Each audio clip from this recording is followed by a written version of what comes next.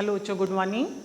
आज हम आपको स्वर संधि में यड़ स्वर संधि के बारे में बताएंगे।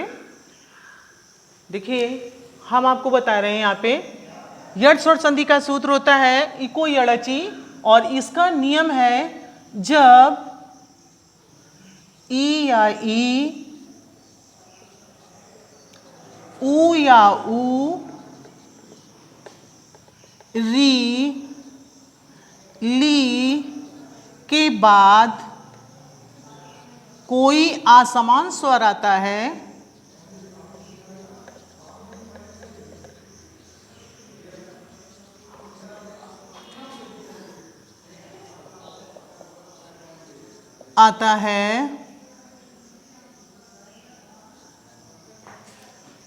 तो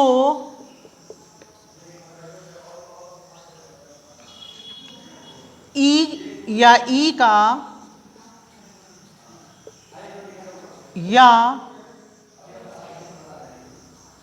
ऊ या ऊ का वा,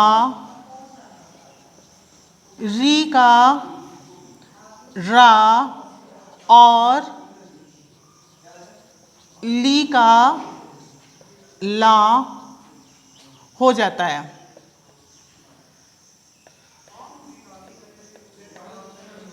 ये इसका यड़ स्वर संधि का नियम है।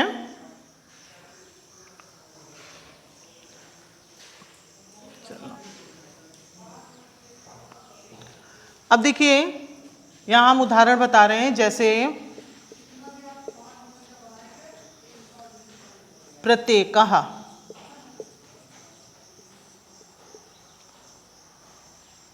यद्यपि,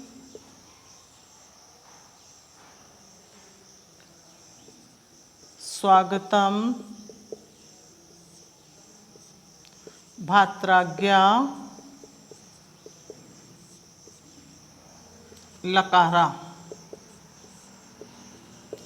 देखिए, प्रत्येका माने होता है प्रत्येक दिन। इसका संधि विच्छेद करेंगे तो हो जाएगा प्रति धन एका। यहां पर देखिए, प्रति में छोटी ई आया है और छोटी ई के बाद ए आ गया है, तो ई जो है वो स्वर है, लेकिन ए जो है वो असमान स्वर है। समान स्वर का मतलब अगर यहाँ भी ई आता और यहाँ भी ई आता तब वो समान स्वर होता है, लेकिन यहाँ पे छोटी ई आई है और यहाँ पे ए आ गया है, इसलिए ये असमान स्वर है, इसलिए यहाँ पर यड़ स्वर संधि है। जैसे देखिए, ई प्लस ए मिलकर, अब हमने यड़ संधि के नियम के अनुसार बताया था कि अगर ई के बाद, ई या ई के बाद कोई असमान स्वर आता है तो ई का या हो जाता है, तो यहाँ पर हो गया ये या। यही यहाँ पे छोटी ई की मात्रा और ये हटके ये या बन गया है। अब देखिए, यद्यपि, यद्यपि का है यदि धन अपि। यहां भी देखिए, छोटी ई के बाद असमान स्वर यानी छोटा आ गया है, इसलिए यहां पर यड़ स्वर संधि है। फिर यहां पे ई का या हो गया।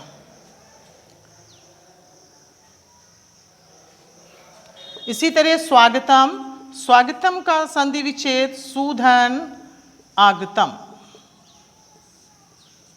यहां देखिए, छोटा ऊ आया है, छोटा ऊ स्वर आया है और उसके बाद बड़ा आ स्वर आ गया है, यानी कि असमान स्वर आ गया है, इसलिए यहां भी यड़ संधि है।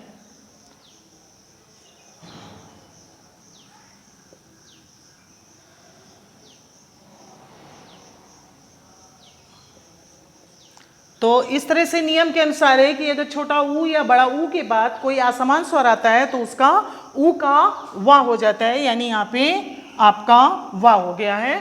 वही वा देखिए, यहाँ पे छोटा ऊ और आ को हटा के वा बन गया है। अब भात्राज्ञा,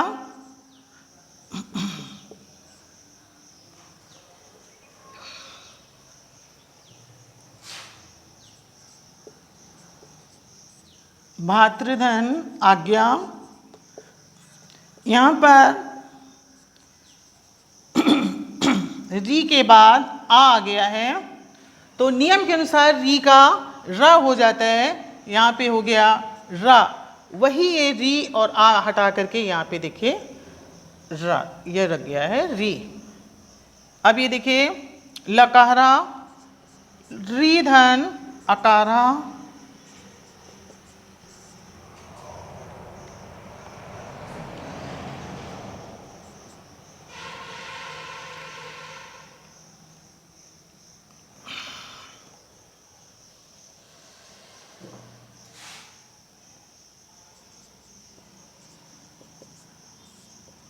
यहाँ पर ली के बाद हमने बताया ली के बाद अगर कुछ आता है तो वो ला हो जाता है, तो इसलिए यहाँ पे भी जो है ली आया है और उसके बाद आसमान स्वर आ गया है।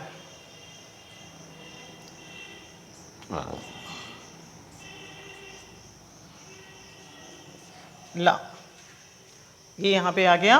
बच्चों ध्यान से समझेंगे तो आपको सब समझ में आ जाएगा और बहुत अच्छे से देखिएगा इस वीडियो को और उसके बाद इसको समझिएगा तो आपको यह सरसंधी बहुत कठिन नहीं लगेगी। धन्यवाद।